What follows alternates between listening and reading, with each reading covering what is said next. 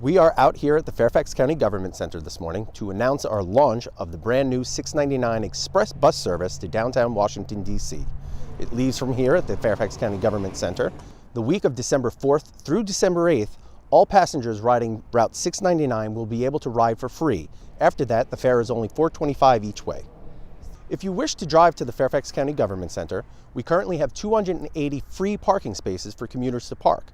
You can also connect by bus on the Fairfax Connector routes 605, 621, 622, and 23, as well as the Metrobus 1C.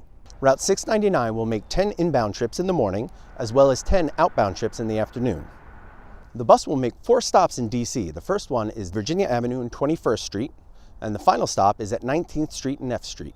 For more information about Route 699, visit fairfaxconnector.com, where you can view full schedule and map information.